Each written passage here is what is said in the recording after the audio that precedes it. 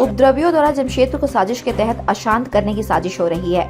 एक रामनवमी से शुरू हुआ विवाद अंदर ही अंदर अचानक सुलग उठा और शनिवार को महावीरी झंडा उतारने के दौरान शास्त्री नगर ब्लॉक नंबर 3 स्थित जटाधारी हनुमान मंदिर के चौक पर झंडे के बांस में बंधे मांस के टुकड़े के बाद विवाद इस कदर भड़का कि रविवार देर शाम आते आते हिंसक रूप ले लिया।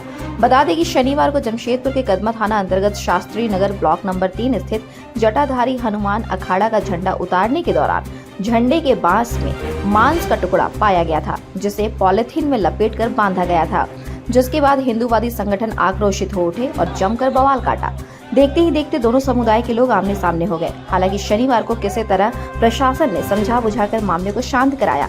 इधर रविवार को मंदिर कमेटी के लोग मंदिर में बैठक कर रहे थे। इस दौरान दूसरे समुदाय के लोगों ने पत्थरबाजी शुरू कर दी, जिसके बाद लोग आक्रोशित हो उठे और दोनों तरफ से पत्थरबाजी शुरू हो गई। हिंसा और अगजनी में कई वाहन क्षतिग्रस्त कर दिए गए, दुकानों में आग लगा दी गई। मामले की जानकारी मिलते ही मौके पर पुलिस पहुंची। पुलिस को भीड़ को नियंत्रण करने में खासी परेशानियों का सामना करना पड़ा।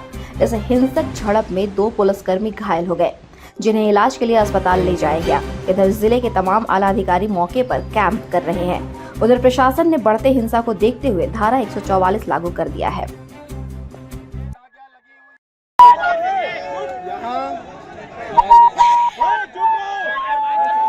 धारा 144 के अंतर्गत निषेधाज्ञा लगी हुई है।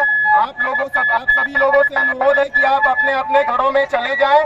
पुलिस और प्रशासन को अपना काम करने दें।